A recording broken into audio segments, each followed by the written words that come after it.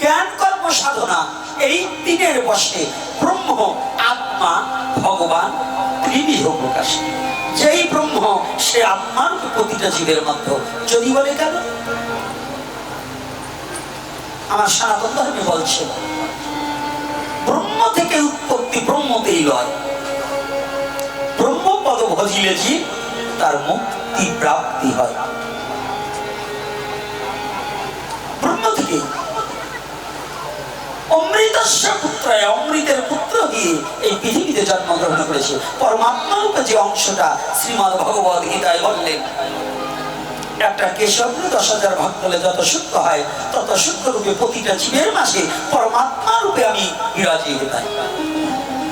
তাহলে যে নিরাকার ব্রহ্ম, সেই ব্রহ্ম আজ পরমাত্মা রূপে প্রতিটা জীবের মধ্যে প্রকাশ পেয়েছে। কি পেয়েছি কিনা? এই হিন্দুরা প্রণাম করেন কাকে? মানুষের পায়ে প্রণাম করা একেবারে নিষ্ফল। মানুষের পায়ে প্রণাম করা যাবে না।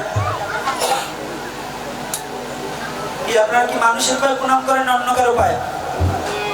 কাকে? উত্তর দিতে হবে কাকে? একটু জোরে বলেন।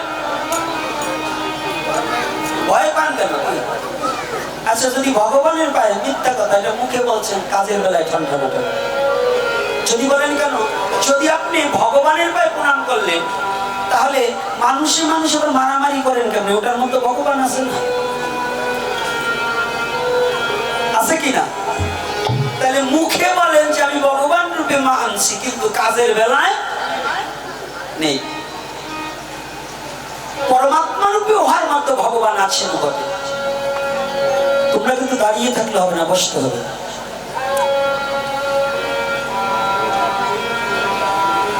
বসার চেষ্টা করো, বসার চেষ্টা করো। এদিকে এসো, বসো।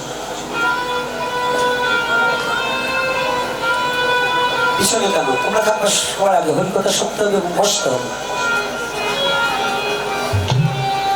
হ্যাঁ, ঠিক আছে। ধুলা পাইলে সেখানেই বসে পড়বো, অসুবিধা নেই। তাহলে জ্ঞানী চাই ঈশ্বর দর্শন, যোগী চাই আত্মদর্শন, আর ভক্ত চাই ভগবান দর্শন। হরিবল হরিবল।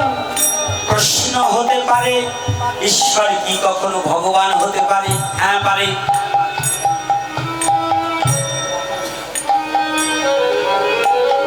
এক জমিদার প্রশ্ন করেছে। এক জমিদার, তার বাড়ি কর্মচারী খুব জ্ঞানী, খুব ধর্মপরায়ণতা। জমিদার বাবু তো ধর্ম মানেন না। জমিদার বাবু ভাবছে ঈশ্বর বিশ্বের এই নিরাকার, এই কোনো মূর্তি, এই ভগবান বলতে কিছু নেই। আমাদের মতো কিছু অসুর আছে না যে ভগবান নেই? আছে কিনা? ওরা ভাবে যে আসছি পৃথিবীতে, আপনি জন্মগ্রহণ করছি, গায়ে রং তামাশা করে কাম কামনার সাগরে ভেসে মারো ধরো খুশি মারো, পরের টাকা লুটে এনো, খেয়ে দিয়ে ভর্তি করে। জমিদার বাবু ওই রকম অবস্থা, কিন্তু তার বাড়ির কর্মচারীটা খুব ধর্মপরায়ণ।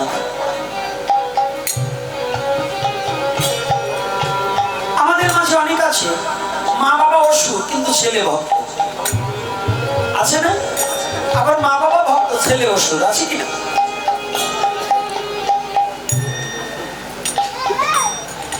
তো কর্মচারী যখন হরি কথা বলে, জমিদারে ভালো লাগছে। হ্যাঁ, জমিদার বাবু, আচ্ছা তোর কাছে আমার একটা প্রশ্ন।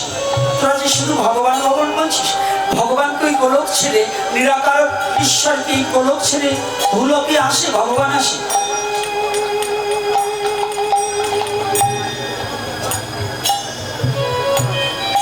হ্যাঁ বাবু, জানো ঈশ্বর কখনো কখনো ভগবানের রূপে তার আসে না। আমার বিশ্বাস হয় না। হ্যাঁ বাবু, আমি বলছি আসে না, আমার বিশ্বাস হয় না। তুই কি আমাকে প্রমাণ দিতে পারবি? হ্যাঁ বাবু, তবে কিছুদিন সময় লাগবে। আমি আপনাকে ঠিক প্রমাণ দিয়ে দেব যে সেই ঈশ্বর মহাত্মলোকে ভগবান রূপে মূর্তিমানের রূপে আসতে পারে, এই প্রমাণটা আপনাকে আমি দেবো। তবে আমার একটু সময় লাগবে। সময় লাগবে, হ্যাঁ, যা কয়েকদিন আমি আপনাকে এই উত্তরটা দিয়ে দেব। কিন্তু তখন ছিলেন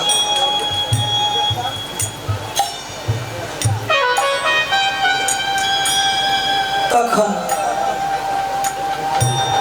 সেই উত্তরটা আমি দিয়ে দেবো, কিন্তু তখন ছিল বৈশাখ জ্যৈষ্ঠ মাস। তো 2 মাস চলে গেছে, খাল বিল জলে ভরে গিয়েছে, নদী নালা বিল টিল ভরে গিয়েছে। তাই আগের দিনে কিন্তু নৌকায় চড়তে মানুষ খুব পছন্দ করতো, এখন আর নৌকা নেই। আর যারা বড়লোক মানুষ না, তারা কিন্তু বউ পাগল হয় বেশি। রাগ করবেন, চাষা ভুষেরা বউ পাগল কম হয়, কারণ সারাদিন মাঠে কাটে, তো ওরা বউয়ের সাথে অত মিষ্টিকতা আসে না, কারণ শরীর সবসময় চড়াই থাকে। আর যারা পয়সালা বাবু ভক্ত লোক, জমিদাররা যারা, এরা কিন্তু একটু বউ পাগলা বেশি হয়, কারো কথা না মানলে বউর কথা মানে।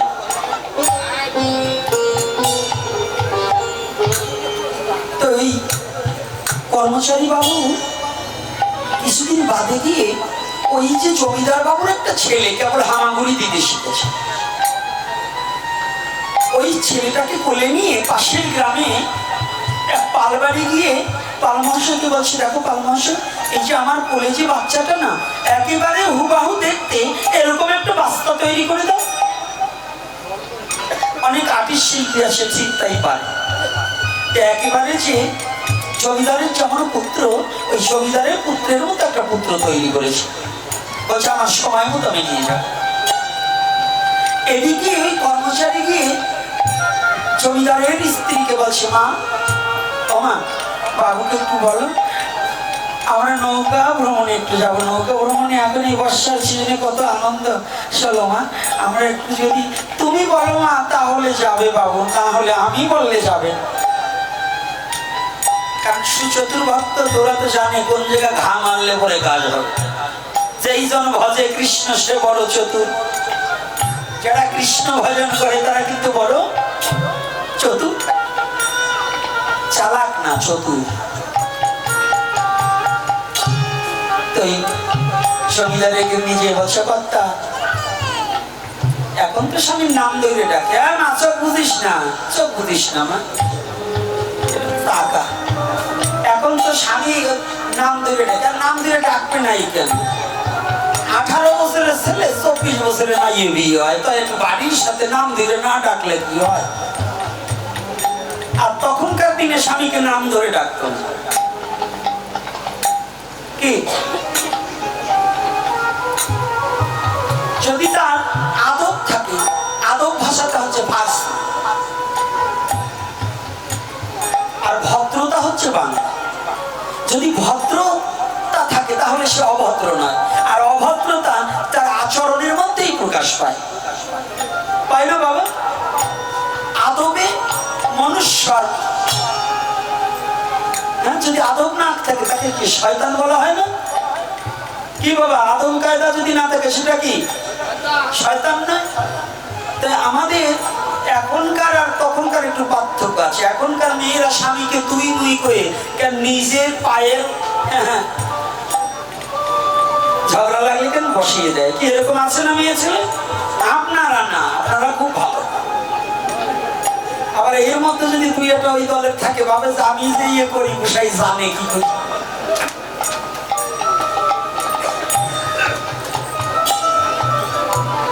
তবে যুগের হওয়া পাল্টে গেছে, ভাসুর শ্বশুর বউ মানে না। ধর্মীয় কথা তো মনুষ্যত্ব জাগ্রতের জন্য, ধর্মীয় কথা হচ্ছে সমাজবদ্ধতা একতার জন্য, ধর্মীয় কথা হচ্ছে মানুষের প্রীতির বন্ধনে অটুট রাখার জন্য। না হলে ধর্ম দিয়ে কি করবো? ধর্ম খাই না, মাথায় নয়।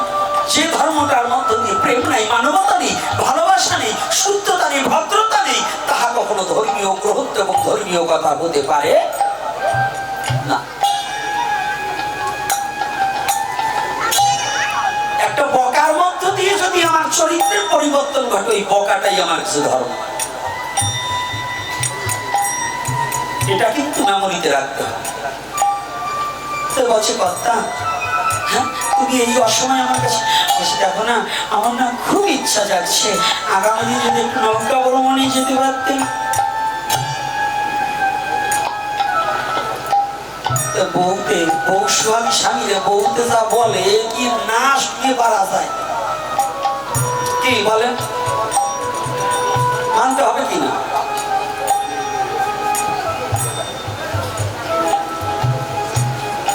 কারণ এখনকার ছেলে পেলে দেখবেন মা আপনার কথা বলছি না, ওই ওদের কথা বলছে যে হ্যাঁ এই পাশেরটা না এখন কিন্তু ওই পর্যায়ে যায় নাই বলবে। এরা কি বউয়ের কথায় মাকেও মারতে পারে বাবাকেও মারতে পারে, এরকম পুত্র আছে না কুলাঙ্গার আছে কিনা? অনেক জায়গা বউয়ের কথায় বিচার্য বিষয় না করে মাকে মারে, ছেলে বাবাকে মারে। এরা কুলাঙ্গার, এরা কখনো পুত্র নয়। একই দরজা দিয়ে মূত্র আর পুত্র দুটোই আসে, এরা মূত্র তুল্য পুত্র তুল্য নয়। যে পুত্র নারীর কথায় মা বাবাকে অপমান করতে চায় তারা কখনো পুত্র হতে পারে না। আজকে মায়েদেরও বলছি বাবাদেরও বলছি, ও মা ও বাবা, আজকে তুমি ঘরে আগুন লাগাবার জন্য তোমার স্বামীকে যে তুচ্ছ কথাগুলো দিচ্ছ, তুমি একদিন যেদিন শাশুড়ি হবা, তোমার গর্ভে যেদিন বাচ্চা হবে, তোমার বৌমাও ঠিক তোমার প্রতি এইরকম প্রতিশোধ নেবে। এটা পাওয়ার জন্য ব্যস্ত থেকে, এটা পাওয়ার জন্য ব্যস্ত নেই। বলছি আচ্ছা তুমি যখন বলছো তাহলে আগামী দিনই যাবো। তা আমাদের সাথে যাবে কি? বলছি কেন? ওই যে ওই ছেলেটা ও খুব ভালো ছেলে, ওর কাছে আমার বাচ্চাটা রাখলে পরে নিরাপদে থাকবে। আমরা একটু দুজনে কথাবার্তা বলবো, একটু এদিক ওদিক দেখবো। একটা একমাল্লাই নৌকা চিনেন তো? চিনেন ছইয়ের নৌকা? এই ছইয়ের নৌকায় আগে চললে পরে দুই পাশে বস্তা কেটে দেওয়া হতো, ওই ভিতরে থাকতো আবার সামনে একজন থাকতো, ভিতরে আমরা কথাবার্তা বললে যাতে কেউ না দেখতো। আবার ওই মাঝির পাশেও মাঝে মাঝে কি করতো, বস্তাটা টানিয়ে দিত না। আমি ছোটবেলায় অনেক নৌকায় চলেছি। এইবার ওই ওনার কর্মচারী, জমিদারের কর্মচারী, ওই যে পালবাড়িতে যে পুতুলটা তৈরি করতে দিয়েছিল হুবাহু ওই পুত্রের মতো, ওইটাকে নিয়ে এসেছে গোপনে রেখে দিয়েছে। কিন্তু নৌকায় জমিদার বাবু আর তার স্ত্রী ওঠার আগেই ওই নৌকার সামনের গোড়ের পিছনে চারকের নিচে ওই পুতুলটাকে রেখে দিয়েছে। যখনই রেখে দিয়েছে নৌকা ভ্রমণে চলে গিয়েছে। কিন্তু এইবার নৌকার ওই সামনের পদ্মাটাকে উঁচু করে রেখেছে ওই কর্মচারী নিজে। জমিদারের পুত্রটা যখন ওই হামাগুড়ি দিয়ে ওই ভদ্রলোকের কাছে গিয়েছে, কর্মচারীর কাছে, কৌশলে পুত্রটাকে একটু গোপন করে রেখে ওই যে পুতুলটা তৈরি করেছিল ওই পুতুলটাকে নিজে ইচ্ছা করে একটু ধাক্কা দিয়ে জমিদার যাতে দেখে মানে দেখিয়ে ওই পুতুলটাকে ফেলে দিয়েছে জলের মধ্যে। কায়দা আছে কিন্তু কথাটা একটু বুঝতে চেষ্টা করে। যখন ফেলে দিয়েছে জমিদার বাবু অমনি চিৎকার করে ওই নৌকার থেকে ওই ঝাঁপিয়ে পড়তে গেছে পুত্রকে তোলার জন্য, জলের মতো ঝাঁপ দিতে গেছে। অমনি ওই কর্মচারী মহাশয় পিছন থেকে ফেলে দিয়েছে, বাবু আসতে, এই তুমি আমাকে ধরছো কেন? আমার পুত্র পড়ে গেছে, আমার পুত্রকে তুলতে হবে, তুমি আমাকে আটকে রাখছো কেন? আমার পুত্র তো মারা যাবে। আপনি যাকে দেখেছেন সেটা আপনার পুত্র নয়। হ্যাঁ আমি নিজে চোখে দেখেছি ওটা আমার পুত্র। অমনি পুত্রটাকে বের করে দিয়েছে, বাবু এই যে আপনার পুত্র। পরলোকে বলছি ওটাও আপনার পুত্রের মতো, কিন্তু পুত্র নয়। বলছি তাহলে? বলছে আচ্ছা বাবু আপনি জলে ঝাঁপ দিতে আমাকে বলতে পারতেন, আমি তো আপনার কর্মচারী। মাঝিকে বলতে পারতেন, আমাকে বলতে পারতেন, আমাকে না বলে মাঝিকে না বলে আপনি ঝাঁপ দিতে গেলেন কেন? বলছি তুমি এটা বুঝবে না, এটা আমার পুত্র। তুমি তো এখনো বাবা হতে পারোনি। তুমি যদি বাবা হতে জানতে পুত্রের কেমন যন্ত্রণা। আমার পুত্র জলে পড়ে গেলে ওই পুত্রকে আমি কারো অপেক্ষা করতে চাই না। আমি নিজেই আমার পুত্রকে, আমার প্রাণ চলে যাক তথাপি আমার পুত্রকে আমি রক্ষা করব। হরি বল হরি বল। কর্মচারী দুটি চোখের জল ছেড়ে দিয়ে বলছে, বাবু, ঈশ্বর নিরাকার, সে নাকি ভগবান রূপে আসতে পারে না, মর্তলোকে আসে না। আপনি না বলেছিলেন আপনার পুত্রের মতো একটা পুতুল তৈরি করে আমি জলে ফেলে দিয়েছি, তাতে আপনি যেমন কারো উপেক্ষা না করে নিজে ঝাঁপিয়ে পড়তে চান। ঈশ্বরকে ডাকতে ডাকতে ভক্ত যখন পাগল করা হয়ে যায়, ভক্ত যখন তার ভগবানের রাতুল চরণ দর্শন করতে চায়, ভক্ত যখন তার ভগবানকে বক্ষে পেতে চায়, ঈশ্বর নিরাকারত্ব পরিত্যাগ করে তার ভক্তকে দেখা দেওয়ার নিমিত্তে সেই গোলক ছেড়ে ভুলতে এসে দাঁড়িয়ে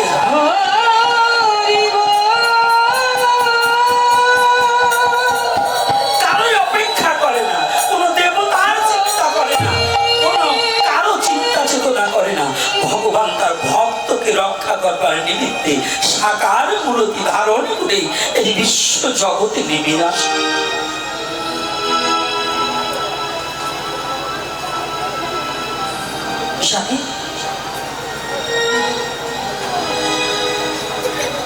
বিশ্ব জগতে একজন শুদ্ধ ভক্ত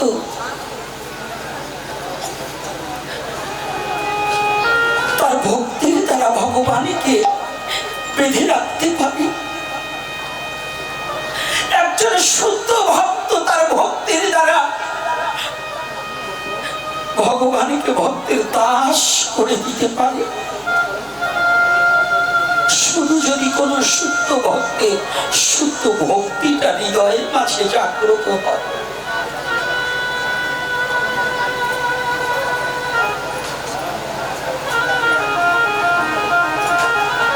বাবু,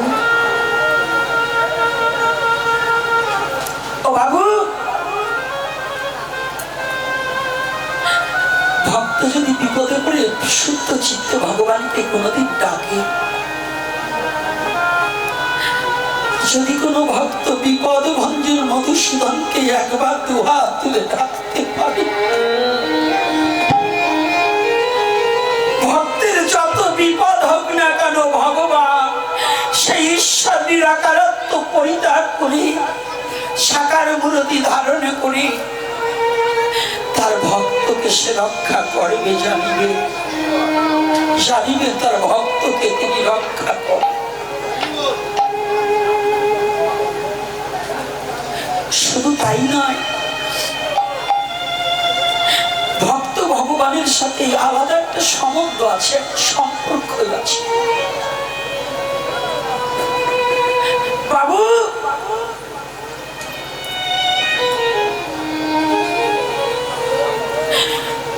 এই পঞ্চভৌতিক দেহটা যদি ভগবানের চরণে অর্পণ করে দেওয়া যায়, যদি কোন শুদ্ধ ভক্ত ভগবানকে স্মরণে করে যদি তার দেহের ভার ভগবানের চরণে অর্পণ করে দিতে পারে,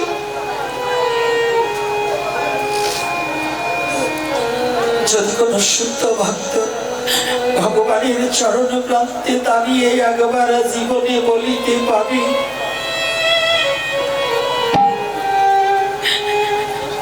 গোবিন্দ হে রাজ হতে যাবি,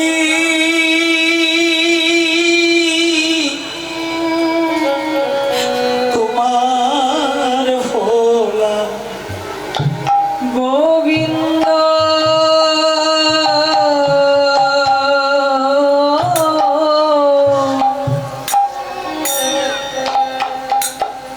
আজ হতে আমি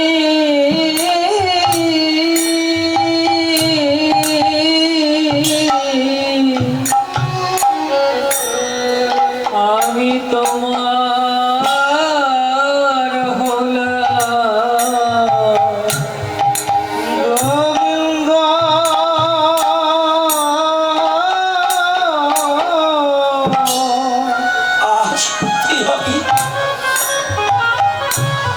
আজ হতে আমি তোমার হলাম। ওরে আমার মন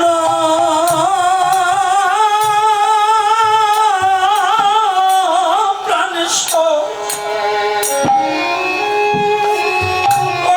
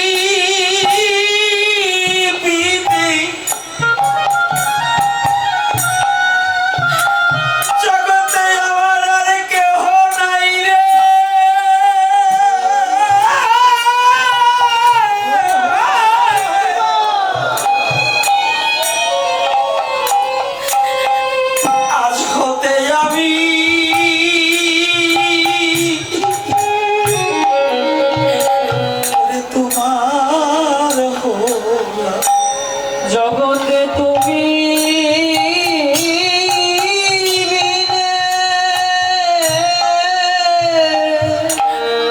আর আমার কেহ নাই রে, আমার কেহ নাই রে।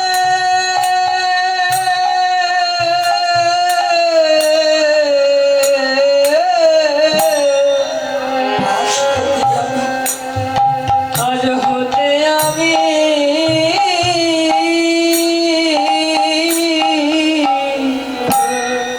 আমি তোমার হলাম জগতে তুমি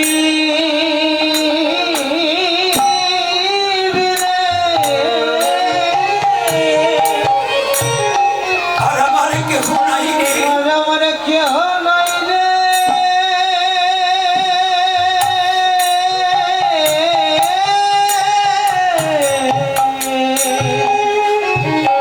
আজ হতে যাবি আজ হতে আমি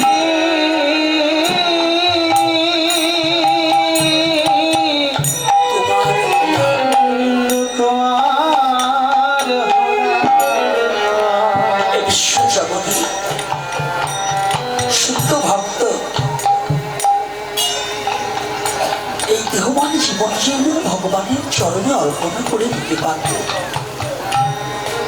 কে বলছে ভগবানের ঈশ্বরের দেখা পাওয়া যায় না?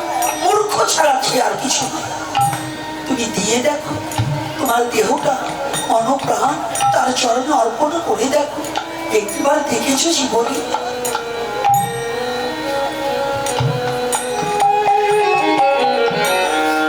একটিবার কি তুমি জীবনে অর্পণ করে দেখেছো? একটু অর্পণ করে দেখো তো বাবা। ভগবান নিজে বলেছি, ভগবানের কাছে ভালো জিজ্ঞাসা করেছি ভক্তের সাথে তোমার সম্বন্ধটা কি, সম্পর্কটা কি?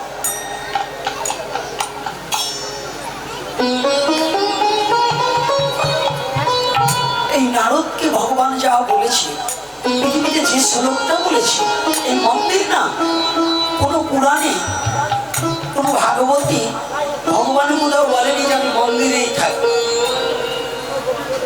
কিন্তু ভগবান বলেছে নারদ নাহং বৈকুণ্ঠে যোগিনাং হৃদয়ে নাচা মর ভক্ত যত্র গায়ন্তি তত্র তিষ্ঠামি হে নারদ। হে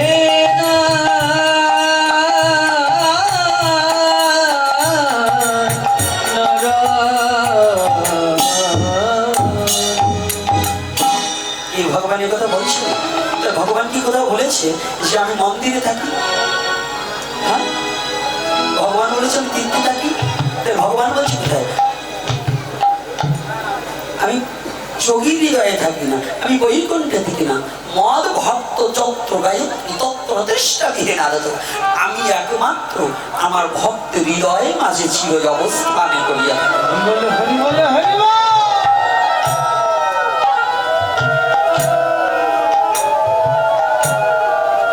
নারদ জিজ্ঞাসা করেছিলেন, বলো ও হে কৃষ্ণ দয়াময়, ভক্তের সাথে জগতে তোমার কি সম্পর্ক হয়?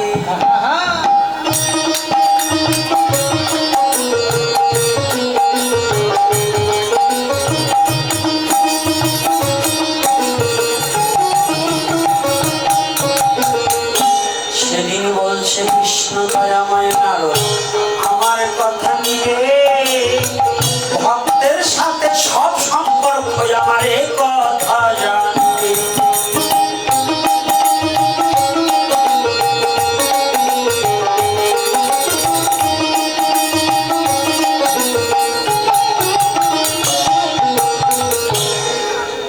সব সম্পর্ক নারদ বলছে দু একটা সম্পর্কের কথা তুমি আমার কাছে বলো।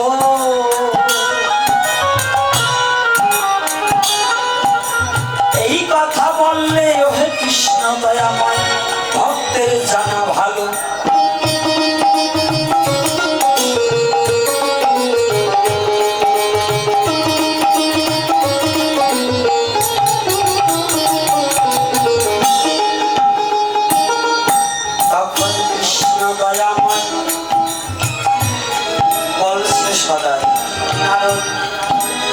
কে জানা ভক্ত ছাড়া এ জগতে আমার আপন কেহ নাই।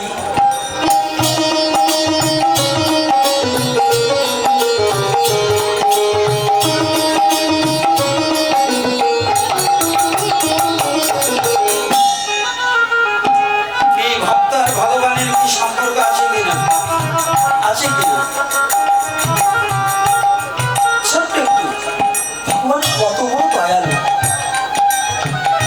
যাদের এই এক জঙ্গলেও পরিপূর্ণ না হয়, বৈজ্ঞানিক ভাবে একটা ব্যাখ্যা দিতে চাই।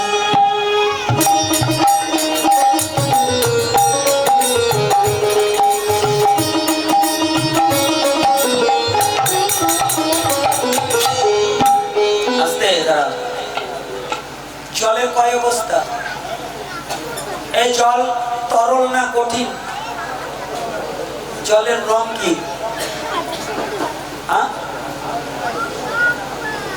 মিথ্যা কথা, জলের কোনো রঙই নেই। জল যে পাত্রে যায় সেই পাত্রে কালার ধারণ করে নাকি? তাহলে জল শক্ত না নরম?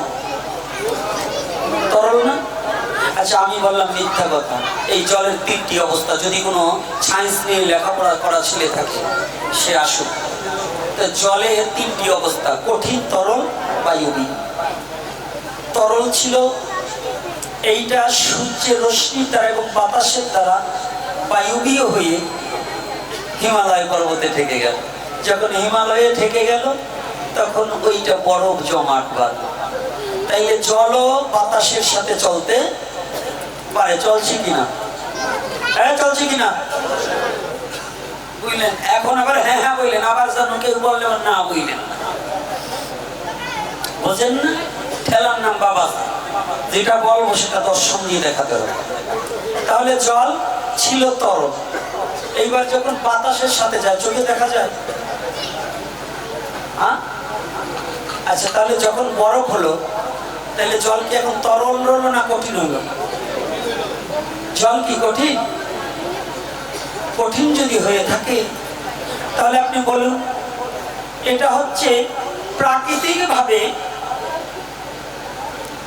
বরফ হয়েছে। আর মানুষ কৃত্রিম ভাবে বরফ তৈরি করে না? কৃত্রিম ভাবে কি করে? বরফ মেশিনের মধ্য দিয়ে। খালি জল সেটা বরফ মেশিনে দিলে পরে ওই মেশিনের একটা তাপ সৃষ্টি হয় বিশ্ব চরাচরে, হয় কিনা? ওই তাপে কি হয়? তরল জল কিন্তু কঠিন রূপ ধারণ করে, করে কিনা? তরল জল কঠিন রূপ ধারণ করে না? কেন করে? তাপে। তো জল ছিল কি তরল, মেশিনের মধ্যে দিলে সেটা কি হয়েছে? বরফ হয়েছে। এইবার কঠিন, এবার শক্ত হয়ে গেছে। তাই ঈশ্বর নিরাকার যখন ভক্তের এই দেহরূপ মেশিনের মতো ভক্ত যখন ওই নিরাকার ঈশ্বরকে ডাকে তখন ওই ঈশ্বরে ভক্তের ভক্তির তাপে নিরাকারত্ব পরিত্যাগ করে সাকার মূর্তি ধারণ করে আসে বিশ্ব চরাচরে।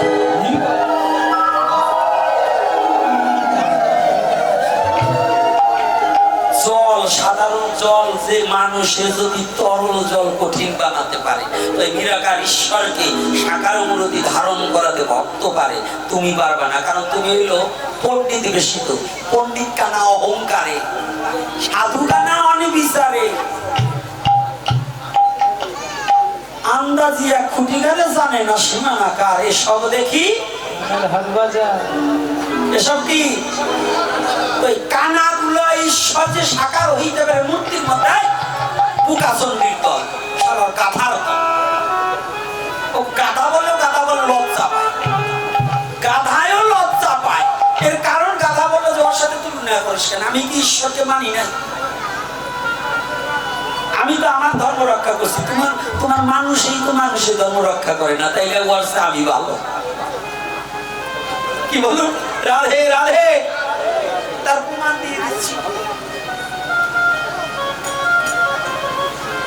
ঈশ্বর কি সর্বশক্তিমান কিনা? আপনারা বলেন তো, গাড়িতেও হিন্দুদের গাড়িতে লেখে ঈশ্বর সর্বশক্তিমান, মুসলমানদের গাড়িতে লেখে আল্লাহ সর্বশক্তিমান। কি লেখে কিনা বাবা? ও কি যে কোথায় যে উঠছে জানি না, কিন্তু রাগ হবেন না। এই যে আমার কয়জন বাবারা আসছে একটু বলি, আগে যারা আপনাকে আমলে আপনাকে ছোটবেলায়, আমার ছোটবেলায় যদি হয় তাহলে আপনাকে ছোটবেলায় হয়েছে, দুরূদ শরীফ পড়তো আর মুসল্লিরা দেখতাম কাঁদতো, নবীর নামে দুরূদ পড়তো আর কান্না করতো। করতো কিনা বলুন, একেবারে সত্য কথা বলেন। মিলাদে যাইয়ে দুরূদ পড়তো আর কাঁদতো কিনা? এখন কিন্তু সেই চোখে পানি নেই। এখন কানায় কানায় এই খোলামেলা চলছে, মানে সঙ্গ করা হচ্ছে। এই আমাদের সনাতনীদের মধ্যে কিছু কানা ঢুকছে। এই 2-4 কলম লেখাপড়ি শিখে ওরা যা বোঝে আর তা বুঝে কেউ বোঝে, ওরা যা বোঝে তার কেউ বোঝে না। ওই কানা ওইগুলোর জন্য বলছি যে ঈশ্বর যদি সর্বশক্তিমান হয়, তুমি কি বোঝো না? যদি ওই ঈশ্বর মূর্তির মধ্যে, মাটির মধ্যে না যাইতে পারে, তাহলে তোমার ঈশ্বর কি সর্বশক্তিমান? এই কথা বলেন না, তাহলে ওই শক্তিটা কম আছে কি রবীন্দ্রবাবু? যদি ঈশ্বর মাটির মধ্যে না যাইতে পারে, তাহলে ঈশ্বরের ওই ক্ষমতা নাই। তাইলে আপনি যে লেখবেন বলবেন ঈশ্বর সর্বশক্তিমান, আপনি মানলো আমি মানব, আমি সেই ঈশ্বরের আরাধনা করি, আমি সেই ঈশ্বরের পুজো করি, আমি সেই ঈশ্বরকে মানি যে ঈশ্বর এই পাথরের মধ্যেও প্রবেশ করতে পারে। আমার দৃঢ় বিশ্বাস আছে আমার ঈশ্বর ওই মাটির মূর্তির মধ্যে থাকতে পারে। এই জন্য সাক্ষ্য দিলেন ঈশ্বর পরম কৃষ্ণ সচ্চিদানন্দ বিগ্রহ অনাদি আদি গোবিন্দ সর্ব কারণের কারণ। যারা ওই জ্ঞানী কানা গুলো আছে না, জ্ঞানী কানা মানে বড় বড় পাণ্ডিত্য দেখায়, কিন্তু আবার কানা, ওইগুলোই বলবে ঈশ্বর নিরাকার। ও তো সার্টিফিকেট অনেক আছে, কিন্তু ভজন তো জীবনে করে নাই, ভক্ত হয় নাই। ভক্ত হয় ভজন করে, আর অভক্ত পাণ্ডিত্য দেখাইয়ে তো ভাষা।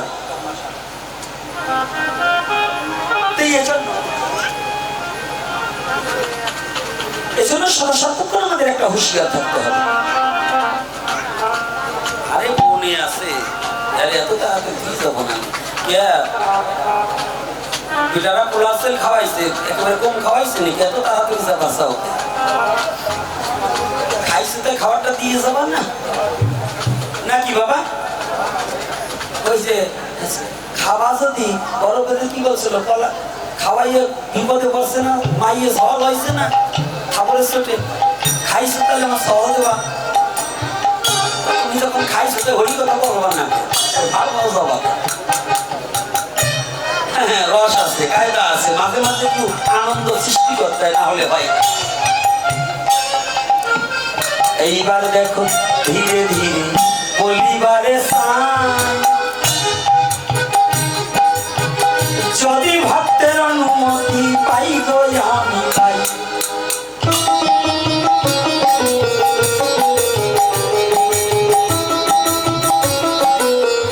আর কিছু সময় আলোচনা করবো না বন্ধ রাখবো? না থাকার একদিন করবো, ওই যে ওরা বলে না কথা করবো, ভাবছো নাকি না বলিয়ে যাবো? আমি তো দেখলাম তোমাদের লোভ আছে কেমন, আমি কি না বলা লোক? চেহারাটা দেখলেও বোঝো না যে ওটা বেশি না দিয়ে যাবে না। না বলা লোক আমি না, শুনতে না তো বাড়ি যেয়ে বলি যাবো, তবু বাবু। মহাপ্রভু বললেন শোনো শোনো নিত্যানন্দ, শোনো হরিদাস, সর্বত্র আমার কথা করো হে প্রকাশ।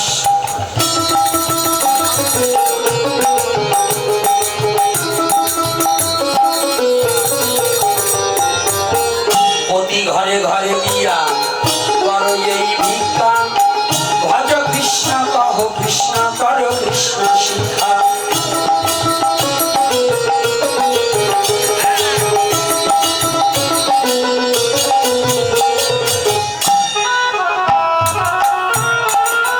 সেই ধর্মেতে দীক্ষিত আমরা মনোপ্রাণ দিয়েছি, মহাপ্রভুর কথায় আমরা এই প্রচারও করতেছি।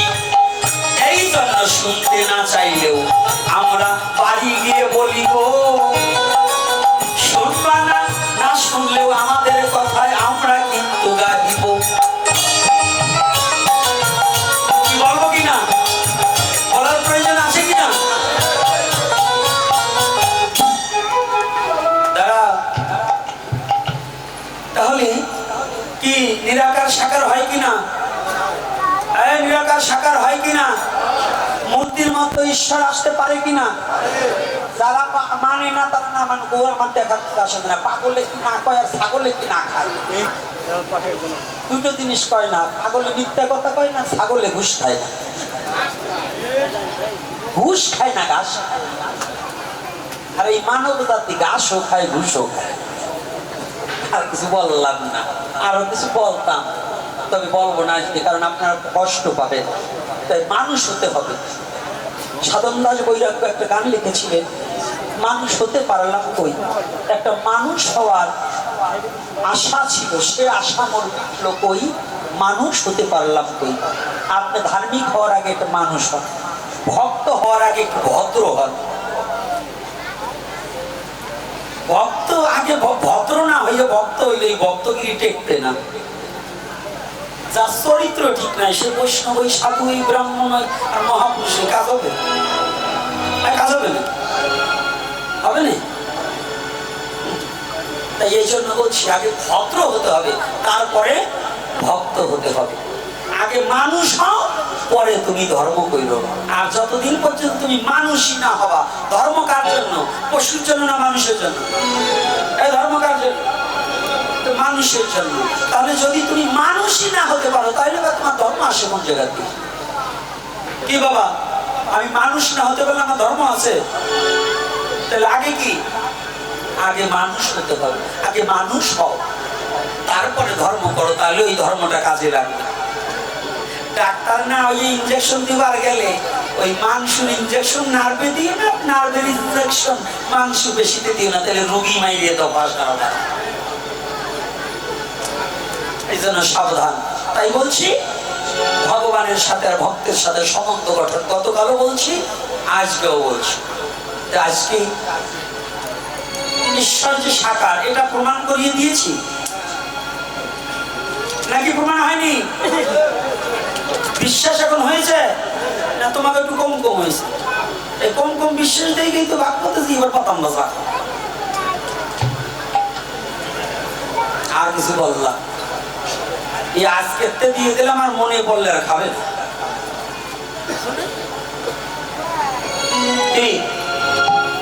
তবে গতকাল লীলাটা রেখে গিয়েছে, ওখান থেকে একটু আস্বাদন করার প্রয়োজন আছে। আর তার আগে একটা নিমন্ত্রণ দিয়ে দিচ্ছি, কালামিথ্যা বর্ণিক বাড়ি কার্তিকের 9 এবং 10 পাঠক আমারই ভ্রাতা গৌরবিন্দ দাস। ও খুব সরল মনের লোক এবং ভালো লোক। আপনারা উনি আসবেন, আপনারা কৃপা করে 9 এবং 10 ভাগবতী কথা আস্বাদন করতে কালামিথ্যা বর্ণিক বাড়ি উপস্থিত হবেন। জয় নিতাই, জয় গৌরী হরি বল। নিমন্ত্রণটা আমি দিয়ে রাখলাম। হ্যাঁ, এইবার আপনাদের আর একটা নিমন্ত্রণ আছে। সেই নিমন্ত্রণটা কি? গতকালকে যেটা লীলা রেখে গেছি, ওটাকে আমরা একটু আর একটু আস্বাদন করি। গতকাল বিরাট জৈবনবাস প্রাপ্ত হয়েছে, কৃষ্ণের সাথে কথাবার্তা হচ্ছে। এরপরে আরো করুণ কাহিনী আছে। রাজরানী মীরা, ভিকারিনী, গিরিধারী, তোমারও লাগিয়ে। তাহলে এই যে মায়েরা তোমার সন্তানকে কি শিক্ষা দেবে, এই ব্যাপারে দুটো কথাই মীরার মধ্য দিয়ে আমরা আস্বাদন করছি। মীরা যখন ধীরে ধীরে বাড়িতে লাগিল, ক্রমান্বয়ে কৃষ্ণের সাথে বড় সম্পর্ক হয়েছিল। কৃষ্ণ দিনে মীরাবাই কিছু নাহি জানে, সারা জগতের কত কথাই আছে কিছু দেয় না তার কানে। একমাত্র গিরিধারীর সেবায় নিজেকে নিযুক্ত রাখিয়া গিরিধারী গিরিধারী বলে যায় নয়ন জলেতে ভাসিয়া। নয়ন জলে ভাসিতে ভাসিতে ঠিক প্রাপ্ত বয়স্ক হলো, সনাতন ধর্মের একটা কায়দা আছে, মেয়ে যদি একটু বয়স হয়, একটু বড় হয়, বিবাহের চিন্তাটা মা বাবার এসে যায়। কিন্তু বাবা শুধু পুত্র দেখছে, মেয়েকে বিবাহ দেব।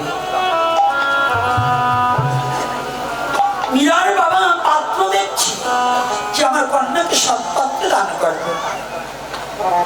আজকের আবার সৎ পাত্র চায় না মেয়ের মা বাবা, মেয়ের বাবার চেয়ে মেয়ের মা হয়েছে বড়। এর কারণ কি জানেন? গাঁজাখোর গাঞ্জুটের ছেলে যদি পিছনে যদি একটা পালচার থাকে, তাইলে মেয়ের মা মেয়ের সে পাগল হয় আগে। আর যদি শুদ্ধ ভক্ত, সৎ চরিত্র, নিশা ফিসা খায় না, তারা কেউ মাইয়ে দিতে চায় না। আর দেখবেন ওই গাঁজাখোর গুলো আমার ভালো ভালো মাইয়ে ভাবাইতে পারে, কারণ শয়তান গুলোর মুখে তো একটু মিষ্টি থাকে, তাই না? কি কথা, কি যুক্তি আছে কিনা বলুন? আর তৎকালীন সময় মা বাবা যে পাত্র দেখে কন্যাকে পুত্রকে বিবাহ দিত, সেটাই সন্তানেরা মেনে নিত কিনা? এখন কিন্তু তা নিচ্ছে না। ভালো করে জানবেন, আবার মামলা টামলা করুন আমার নামে, কারণ তোমরা যারা ওই দলে, ওই ঘষাঘষির দলে, তোমরা আবার মামলা টামলা করে ভয় পাই তোমাদের। তারপরেও বলছি, কথাটা ভালো করে শোনো। ভজনটা কেমন, জৈবনটা কেমন? জৈবনী কাল, হে যুব সমাজ, জৈবনী কাল রাখতে হয় খেয়াল, দিতে হয় ভক্তির দেওয়াল, না হইলে ডুববে শিয়াল, তোমার পরম সত্তা খাইয়ে করবে কয় মাল। জৈবনটাই কি কাল, রাখতে হবে খেয়াল, দিতে হবে ভক্তির দেওয়াল, সাধনার দেওয়াল, না হইলে ডুববে কামনার শিয়াল, খাইয়ে একবারে সব করবে কয় মাল। কি সুন্দর আপেলের মতো চেহারা, শেষে বাদুড়ে ষাটির মতো একবারে কাজল।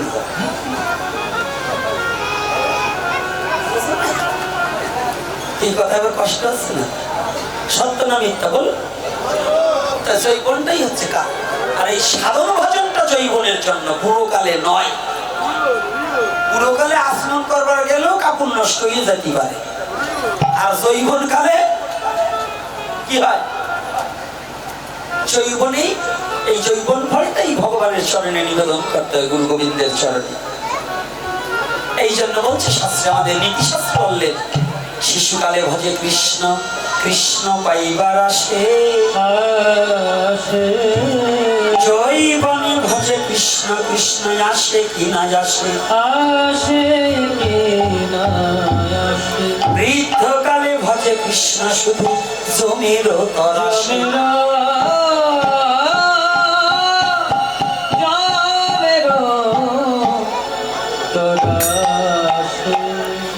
পাত্র হচ্ছে কত ছেলে আসছে, মীরা একজনকে বিবাহ।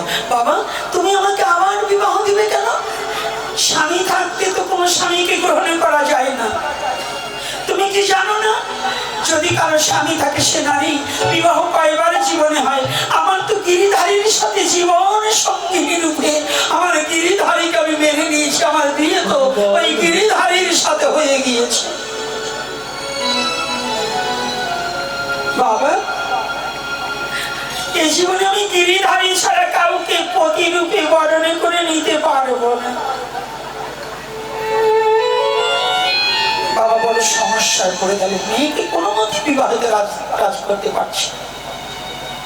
হঠাৎ করে একটি মেবারের রাজা রানা কুম্ভ, জৈবন প্রাপ্ত বয়স ছেলে, মীরার বাড়ির পাশ দিয়ে যাচ্ছে, কিন্তু হঠাৎ করে ওই গিরিধারীকে কোলে নিয়ে মীরে দাঁড়িয়ে আসে, পলক হয়নি। হঠাৎ করে রানা কুম্ভ মীরাকে একবার দর্শন করছে, কিন্তু দর্শন করলে চোখে যারে লাগে ভালো, প্রাণে তারে চাই। চোখের ভালো লাগাটা তো আছে, একবার দেখাই যেন মীরার প্রেমে পড়ে গিয়েছে।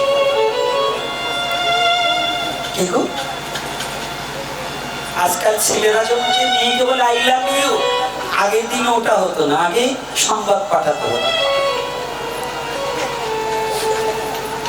এই আই লাভ ইউ না, তোমরা যেটা বলে ইংলিশ শব্দ, আমি তোমাকে ভালোবাসি, এটা খালি শুধু মেয়ের বেলায় নয়, আই লাভ ইউ সবাইকে বলা যায়। আমি তোমাকে ভালোবাসি, যদি মনটা পরিষ্কার থাকে। তোমরা না এই যে যারা ভালোবাসা করতে চাও, আই লাভ ইউ বলতে চাও, হ্যাঁ, একটা গোলাপ ফুল নিয়ে যেতে চাও, আমি বলছি শোনো, মেয়েদেরকে, ওই টাকা খাওয়া মেয়েদেরকে ওটা না বলে তোমাদের একটা পথ দেখিয়ে দিই।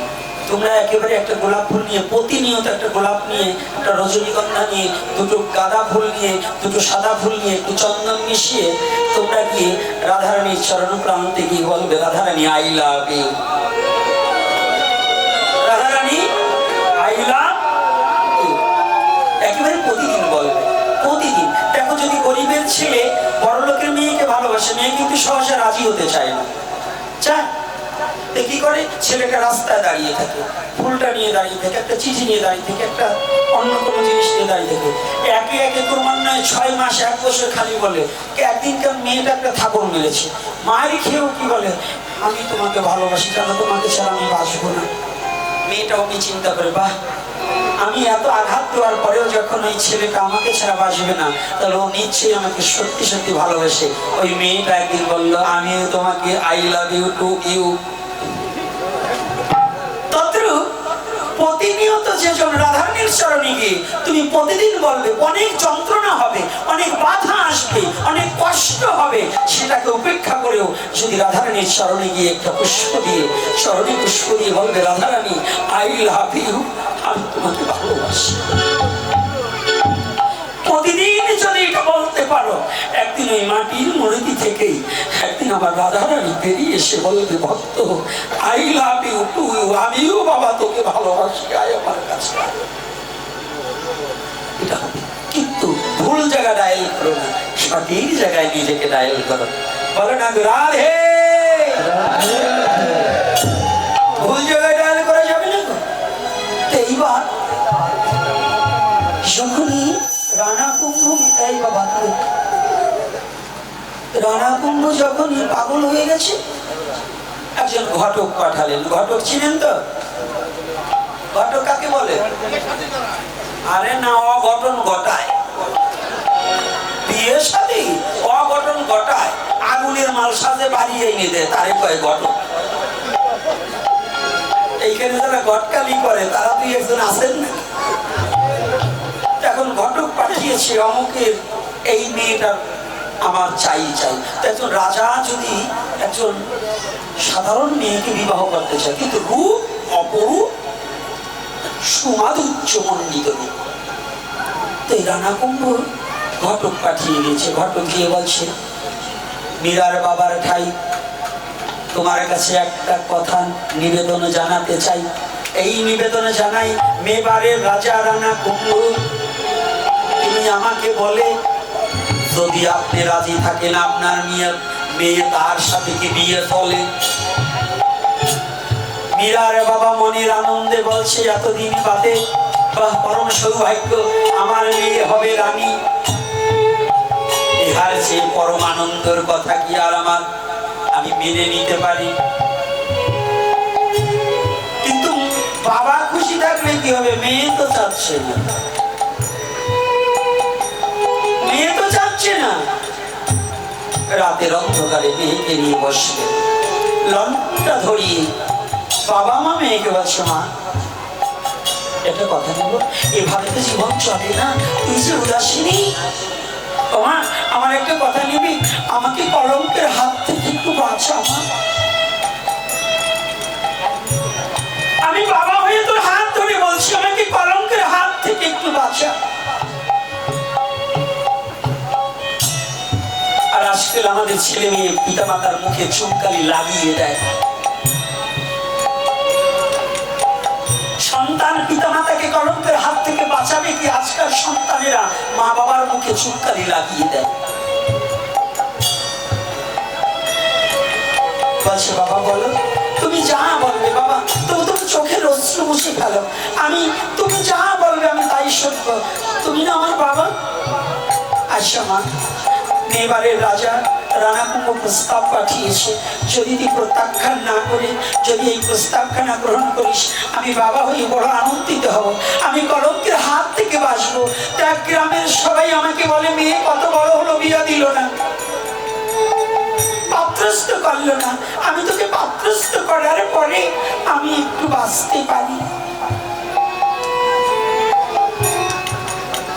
মীরা গিরিধারী যুবককে রেখে বললেন, বাবা তাহলে আমার একটা কথা নাও, তোমার কলঙ্ক মোচন করতে হলে আমার একটা শর্ত আছে। বলছে কি, আমি তোমার কাছে কিছু চাই না, কিন্তু তোমার ইচ্ছা আমি বিয়ে বসবো, কিন্তু আমি মনোপ্রাণ দিয়ে যাকে ভালোবেসেছি তাকে রেখে যেতে পারবো না। আমি আমার গিরিধারীকে আমার পক্ষে করে নিয়ে ওই বিয়ার পিড়িতে বসতে পারি যদি তুমি বল। বাবা রাজি হলেন, ঘটককে বলে দিলেন হ্যাঁ রাজি। বিবাহ হয়ে গেল,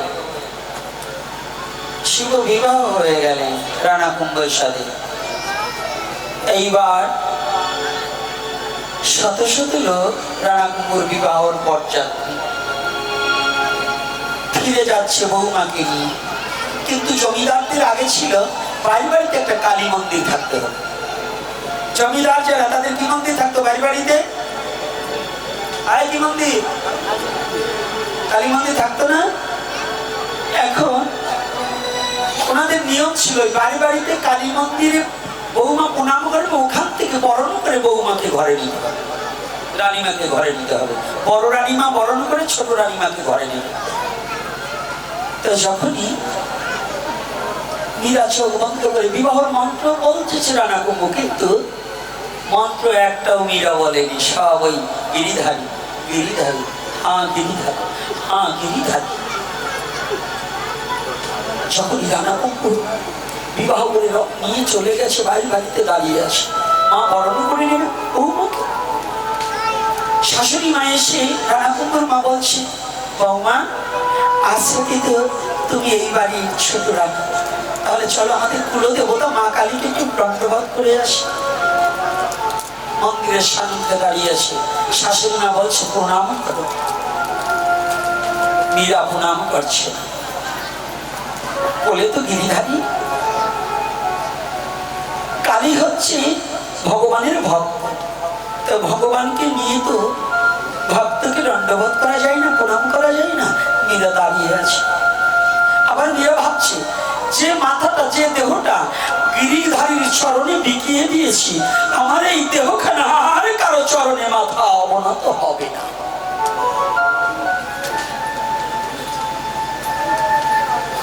দাঁড়িয়ে আছে, বৌমা তুমি প্রণাম করো। চুপ করে দাঁড়িয়ে আছে। আমি বলছি, আমি বড় রানী হয়ে বলছি তুমি প্রণাম করো। মা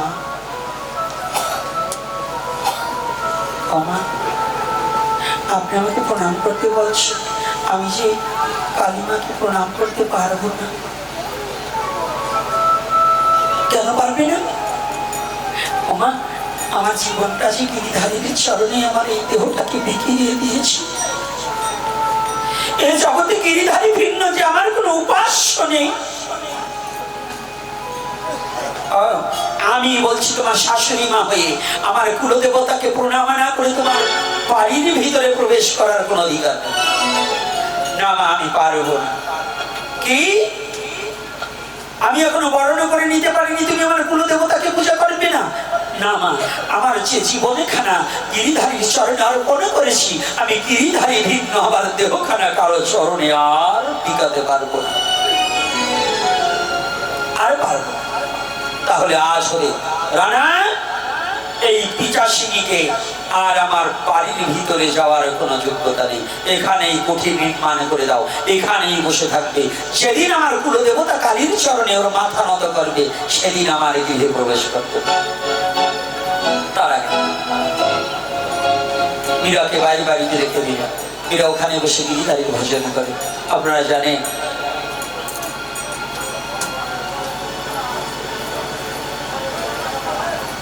ভারতবর্ষে সম্রাট নাম যেন কি ছিলেন, সম্রাট আকবর এই মীরার গান শুনে তাকে উপহার দিয়েছিলেন। দূরে বসে গান শুনে ছদ্মবেশে এসে মালা দিয়েছিলেন। এ ব্যাপারে অনেক কলঙ্ক রটলেন, আমি সংক্ষিপ্ত করে দিচ্ছি। এই যে মায়েরা, কৃষ্ণ ভজন করতে গেলে কলঙ্ক হতে পারে, কিন্তু ভয় পাওয়ার কিছু নেই। কলঙ্কটাকে অলঙ্কার হিসেবে গ্রহণ করে নিয়েই ভজন করতে হয়, ভজন করতে হয়। আজকে জানো, সামনের উপর বলা ঠিক না, আমার আজকে ভালো লাগছে। অনেক যে ভক্তরা দূর দূরান্ত থেকে ছুটে এসেছে, এই গ্রামের অনেক ভক্ত আসেনি, কিন্তু দূরের ভক্তরা অনেকেই এসেছে। আমার তো অনেককেই চিনা না। দেখুন, যে ছেলেটা আমার সম্মুখে বসে আছে, জাফর ওর নাম। এই মাইক জগতে ওর ধর্মের নাম ইসলাম, কিন্তু সমস্ত বন্ধকতাকে পরিত্যাগ করে ও সবাইকে মানবতার ধর্মের মধ্যে ডুবে আছে। ওকে আমি দেখেছি, ও আজ মহফিলেও যায়, আবার হিন্দুদের এই বৈষ্ণব সভায় আসে। আমি সেদিন দেখলাম কেমন করে এমন মধুর করে একটু কৃষ্ণ নাম করছে। আমাদের অনেক হিন্দু ভদ্রলোকরা শিরোনাম বলতে উচ্চারণ করতেই পারে না, ভুল বলে। আর ও মুসলমানের ঘরে জন্ম হয়ে তার উপর মনে উচ্চস্বরে কীর্তন করছে। এটা কি কত বড় সুহৃদয় হলে যে কোনো ভেদাভেদ ভুলে গিয়ে সমস্ত ধর্ম আমার কাছে সমান, এই যে ভাবটা, এইটা কিন্তু সবার হৃদয়ে জাগ্রত হয় না, হয় সবার হৃদয়ে ওঠে। আমাদের তো হিংসা ভরা হৃদয়। আজকে দেখুন, যখন কলঙ্ক ঢেউ উঠেছে, রানা কুম্ভ বলছে তুমি কি, মীরাকে বলছে তুমি আমার মায়ের কথা রাখবে না? বলছে না, আমি জীবনে আমি এটা রাখতে পারবো না। তাহলে জানো, তুমি যদি আমার কথা, আমার মায়ের কথা না মানো, তাহলে তোমাকে কামান দাগা করবো। কামানের শব্দেই মানুষ মারা যায়। সেখানে 7 বার কামান দাগা করার পরেও যখন কামানের শব্দে মীরা কিছুই হলেন না, গিরিধারীকে বক্ষে জড়িয়ে ধরে হা গিরিধারী, হা গিরিধারী, হা গিরিধারী বলে কাঁদছে। আর এদিকে কামানের আওয়াজে মীরার কিছুই হয়, কামানের গুলিতে কিছুই হয়নি। যখন পরবর্তীতে যখন রানা কুম্ভ দেখতে পেলেন মীরা যেন গিরিধারীকে বক্ষে ধারণা করে শুধু গিরিধারী গিরিধারী বলে করছে, চিৎকার করছে, কিন্তু তাকে আমার কামান দাগায় কিছুই করতে পারেনি। অমনি রানা কুম্ভ ভেবেছিলেন, বুঝি এ তো সাধারণ কোনো নারী নয়, এ মহিষী নারী, এ কোনো সাধারণ ব্যক্তি নয়। দৌড়ে গিয়ে ধরতে গেলেন, মীরা তুমি আমার পক্ষে এসো। মীরা বলেন, দাঁড়াও দাঁড়াও রানা কুম্ভ, আমি ছোটবেলা থেকে যাকে প্রতিরূপে বরণ করেছি সে আমার পক্ষে আছে, আমার গিরিধারী। তথাপি আমার পিতার নির্দেশে এই দেহটার স্বামী হিসেবে তুমি ছিলে, কিন্তু তুমি যখন কামান দাগা করেছে এই দেহটা তো আমার নেই, মৃত্যু হয়ে গেছে, আমাকে রক্ষা করেছে আমার গিরিধারী। আজ হতে আমার প্রতি তোমার কোনো অধিকার নেই। আমি চলছি আমার গিরিধারী যে দেশে আছে, আমি আমার গিরিধারীর খোঁজে আমি চলে যাচ্ছি। গিরিধারী গিরিধারী তোমার গিয়া। যখন বৃন্দাবনে রওনা দিলেন, আজকে বৃন্দাবনের অভিমুখী গিরিধারীকে বক্ষে করে আমার মীরাবাই রওনা দিল। ধীরে ধীরে কথাগুলো জানা কিন্তু ভালো, বলবো বলার আগে আজকে একটা নিবেদন করছে তোমাদের কাছে। আমার কাছে কয়েকবারই বলছে যে বাবা দাদাদের একটু কীর্তন করতে বলবেন, আমরা একটু উদ্দণ্ড নৃত্য করবো। ছেলেরা ওরা একটু হরিনামে নাচবে, নাকি নৃত্য হবে তো? আচ্ছা, তো তার মধ্য দিয়ে হরিকথা শ্রবণ করলে কিন্তু দক্ষিণা দিতে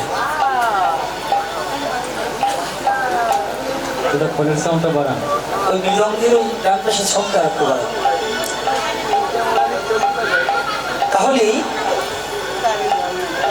জয় নিতাই, যারা যাচ্ছে, যার যেমন সমর্থ আছে দক্ষিণা দেবে। রাধে রাধে। আজকে একেবারে ইংরেজ হয়ে আসছে।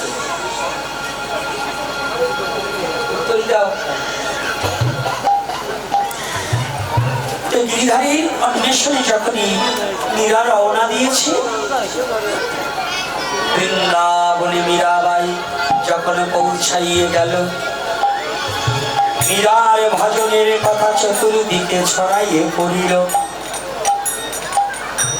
এ সাধারণ কোন রমণী নয়, এ কোন সাধারণ নারী নয়,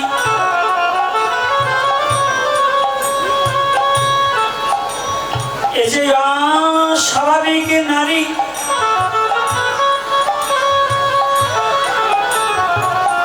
বৃন্দাবনে তৎকালীন সময় সর্বস্বামী সহ রূপ গোস্বামী নিজেই ভজনে কুঠিয়া নিয়ে ভজনে করিতেছে। সেই মীরার কথা ইতিহাসে আছে যে মীরা আজীবন প্রতিরূপে গিরিধারীকে ভালোবেসে নিজের জীবনটাকে উৎসর্গ করে দিলেন। তাই আজ বৃন্দাবনে মীরায় আমার ভজনেতে গেল, গিরিধারীর ভজনে বৃন্দাবনে মীরা যে রহিল।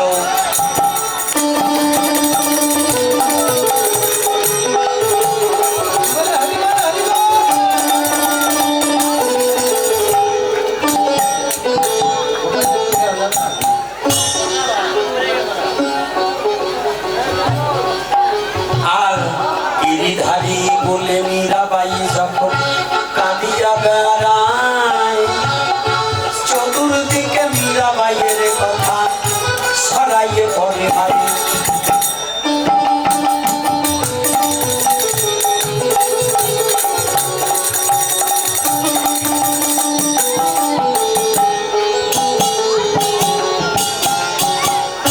ধীরে ধীরে বৃন্দাবন মীরা সাধিকা রূপে গণ্য হলো।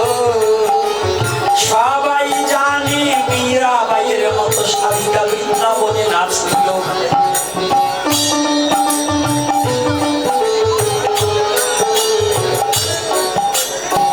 হঠাৎ করে রূপ গোস্বামীর কথা মীরাবাই শুনতে পেয়েছিল। রূপ গোস্বামীর দর্শনের লাগি তার চিত্তে লালসা জাগিল।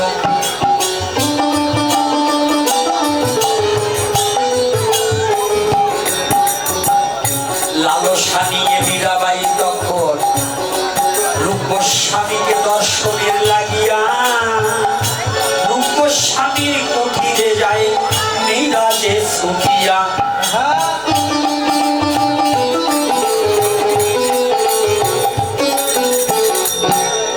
যখন কুঠিরের সম্মুখে গেল মীরা, সবার জানা ভালো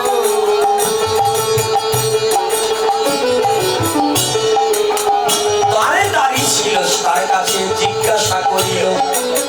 হঠাৎ করে দাঁড়িয়ে গিয়ে বলছে, আমার রূপ গোস্বামীর ঠাই এক মাতাজি এসেছে, তার দর্শন কৃপা চাই।